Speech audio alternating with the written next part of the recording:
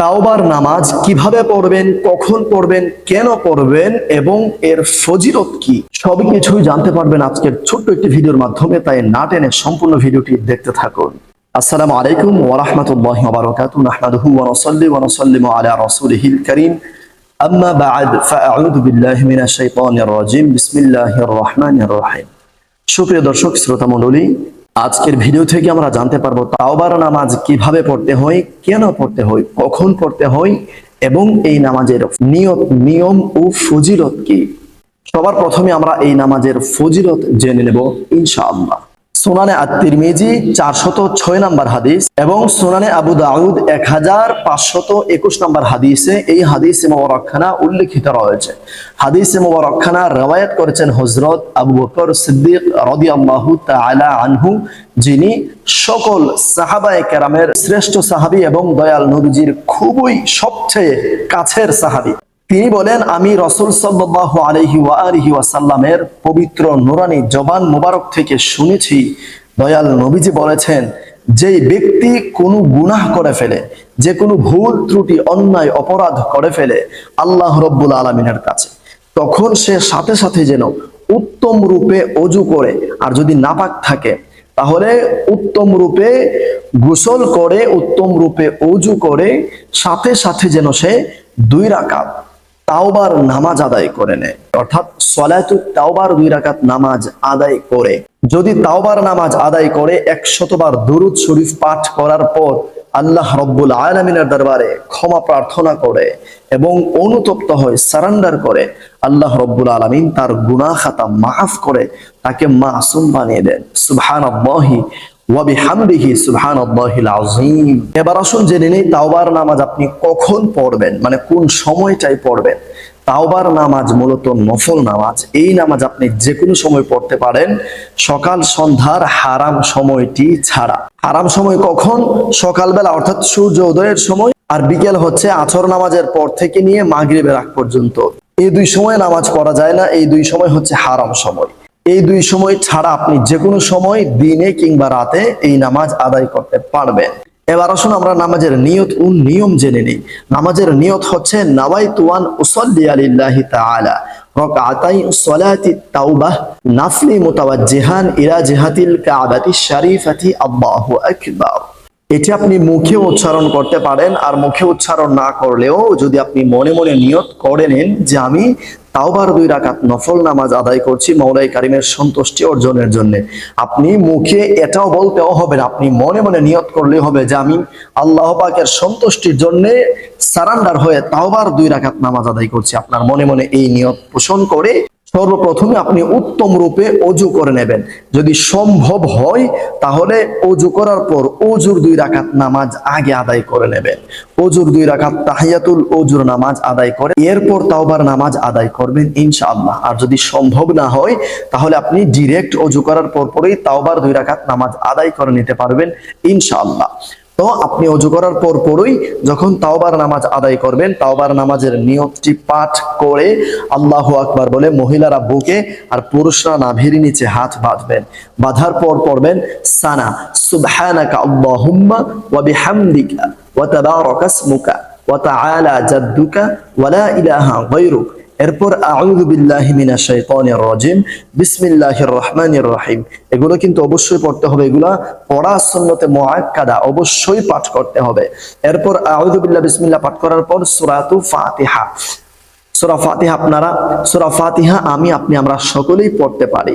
সূরা ফাতিহা শেষ করে বিসমিল্লাহির রহমানির রহিম পাঠ করে প্রথম রাকাতে 1 বার আয়াতুল কুরসি, দ্বিতীয় রাকাতে 3 বার সূরাতুল ইখলাস, আর যারা পারেন তারা প্রথম রাকাতে আয়াতুল কুরসি পাঠ করবেন। আল্লাহু লা ইলাহা ইল্লা হুয়াল হাইয়ুল কাইয়্যুম লা তাখুযুহু সিনাতুন ওয়া লা নাওম লাহু মা ফিস সামাওয়াতি ওয়া মা ফিল আরদ মান যাল্লাযী ইয়াশফা'ু 'ইনদাহু ইল্লা বিইذনিহি ইয়া'লামু মা বাইনা আইদিহিম ওয়া মা খালফাহুম ওয়া লা ইউহীতুনা বিশাইইন মিন 'ইলমিহি ইল্লা বিমা শা'a وسع كرسيه السماوات والأرض ولا يؤوده حفظهما وهو العلي العظيم। আয়াতুল কুরসি পাঠ করে রুকুতে চলে যাবেন, আল্লাহু আকবার বলে রুকুর তাসবিহ 3 বার অথবা 5 বার অথবা 7 বার পাঠ করবেন। এরপর সামি আল্লাহু লিমান সুবহান রাব্বিয়াল আযীম পাঠ করে এরপর সামি আল্লাহু লিমান হামিদা পড়ে দাঁড়িয়ে গিয়ে পড়বেন রব্বানা লাকাল হামদ হামদান কাসীরান তাইয়িবান মুবারাকান ফীহ। এটি পুরোটা পাঠ করতে না পারলে শুধু রব্বানা লাকাল হামদ এটি পরেই আবার সিজদায় চলে যাবেন আল্লাহু আকবার বলে। সিজদায় গিয়ে সুবহান রাব্বিয়াল আ'লা 3 বার 5 বার অথবা 7 বার পাঠ করে নেবেন। পাঠ করে আল্লাহু আকবার বলে এক সিজদা দিয়ে বসে পড়বেন আল্লাহুম্মা গফিরলি ওয়ারহামনি ওয়ারযুকনি ওয়াআফিনি ওয়াহদিনি। এটা পাঠ করার পর আবার আল্লাহু আকবার বলে সিজদায় চলে যাবেন। গিয়ে 3 বার 5 বার অথবা 7 বার সুবহান রাব্বিয়াল আ'লা পাঠ করে আবার আল্লাহু আকবার বলে দাঁড়িয়ে যাবেন। আবার সূরা ফাতিহা শেষ করে আউযু বিল্লাহি মিনাশ শাইতানির রাজিম বিসমিল্লাহির রহমানির রহিম এরপর 3 বার সূরাতুল ইখলাস কুল হুয়াল্লাহু আহাদ আল্লাহুস সামাদ লাম ইয়ালিদ ওয়া লাম ইউলাদ ওয়া লাম ইয়াকুল লাহু কুফুয়ান আহাদ 3 বার পাঠ করে আল্লাহু আকবার বলে রুকুতে গিয়ে 3 বার সুবহান রাব্বিয়াল আযীম অথবা 5 বার অথবা 7 বার এরপর সামি আল্লাহু লিমান হামিদা বলে দাঁড়িয়ে যাবেন। এরপর পড়বেন রব্বানা লাকাল হামদ হামদান কাসীরান তাইয়িবান মুবারাকান ফীহ। এরপর আল্লাহু আকবার বলে সিজদায় চলে গিয়ে 3 বার অথবা 5 বার অথবা 7 বার তাসবিহ পড়বেন সুবহান রাব্বিয়াল আ'লা। এরপর বসে আবার পড়বেন আল্লাহুম্মা গফিরলি ওয়ারহামনি ওয়ারযুকনি ওয়াআফিনি ওয়াহদিনি পাঠ করে আবার সিজদায় চলে যাবেন। গিয়ে পড়বেন সুবহান রাব্বিয়াল আ'লা 3 বার 5 বার অথবা 7 বার পাঠ করে আল্লাহু আকবার বলে বসবেন। বসে পড়বেন আত-তাহিয়াতু লিল্লাহি ওয়াস-সালাওয়াতু ওয়াত-তাইয়িবাত আসসালামু আলাইকা আইয়ুহান নাবিয়্যু ওয়া রাহমাতুল্লাহি ওয়া বারাকাতুহু আসসালামু আলাইনা ওয়া আলা ইবাদিল্লাহি আস-সালিহিন আশহাদু আন লা ইলাহা। যখন আশহাদু পড়বেন তখন হাতের শাহাদাত আঙ্গুলটি উপরে উঠাবেন, ইশারা করবেন আশহাদু আল্লা ইলাহা ইল্লাল্লাহু ওয়া আশহাদু আন্না মুহাম্মাদান আবদুহু ওয়া রাসূলুহু। এরপর পাঠ করবেন দুরুদ শরীফ আল্লাহুম্মা সাল্লি আলা মুহাম্মাদিন ওয়া আলা আলি মুহাম্মাদ কামা সাল্লাইতা আলা ইব্রাহিম ওয়া আলা আলি ইব্রাহিম ইন্নাকা হামিদুম মাজিদ। আল্লাহুম্মা বারিক আলা মুহাম্মাদিন ওয়া আলা আলি মুহাম্মাদ কামা বারাকতা আলা ইব্রাহিম ওয়া আলা আলি ইব্রাহিম ইন্নাকা হামিদুম মাজিদ।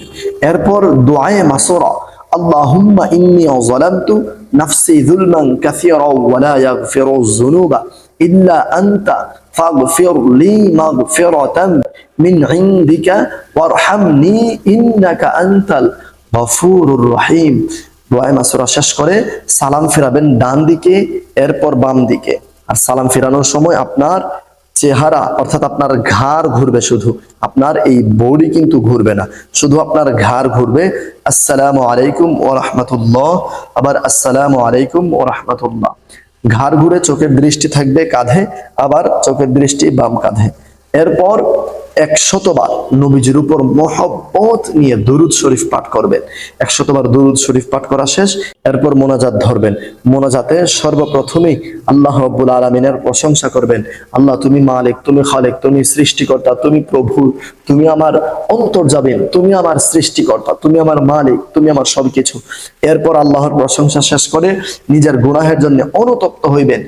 নিজের গুনাহের জন্য অন্তত পক্ষে 5 মিনিট পর্যন্ত শুধু কান্নাকাটি করতে থাকবেন। দেখবেন ইনশাআল্লাহুল কারীম আল্লাহ অবশ্যই আপনার গুনাহ খাতা মাফ করবেন এবং ভবিষ্যতে যেন এমন গুনাহ কখনো না করেন, এমন অন্যায় অপরাধ যেন আর কখনো না হয়, এর জন্য আল্লাহ রাব্বুল আলামিনের দরবারে পানাহ চাইবেন, ক্ষমা প্রার্থনা করবেন এবং আল্লাহ রাব্বুল আলামিনের দরবারে নিজেকে সারেন্ডার করে দেবেন। এরপর মোনাজাত শেষ করার পর 3 বার দুরূদ শরীফ পাঠ করবেন। মনে রাখবেন, যখন আপনি আমল শুরু করবেন অর্থাৎ ওযু করে এসে নামাজে দাঁড়াবেন, দাঁড়ানোর সময় নামাজের নিয়ত বাঁধার আগে 3 বার মুহাব্বত নিয়ে দুরূদ পড়বেন, আবার মোনাজাত শেষ করে 3 বার মুহাব্বত নিয়ে দুরূদ পড়বেন। কেন? কারণ প্রত্যেক আমলের আগে এবং শেষে, শুরুতে এবং শেষে যদি মুহাব্বত নিয়ে 3 বার 5 বার অথবা 11 বার দুরূদ শরীফ পাঠ করেন, ইনশাআল্লাহুল কারীম সেই মোনাজাত, সেই আমল কবুল হবেই হবে। কেননা দয়াল নবীজির উপর দুরূদ শরীফ পাঠ করে আমল করলে আল্লাহ রাব্বুল আলামিন খুশি হয়ে যায়, আর আল্লাহ খুশি হলে আপনার মোনাজাত অবশ্যই কবুল হবে। আশা করছি সকলে বুঝতে পেরেছেন। আজকের এই ভিডিওটি সওয়াবের নিয়তে, অন্য ভাই বোনদেরকে শেখানোর জানানোর নিয়তে প্রচুর পরিমাণে শেয়ার করে সারা বিশ্বে ছড়িয়ে দিন। আসসালামু আলাইকুম ওয়া রাহমাতুল্লাহ।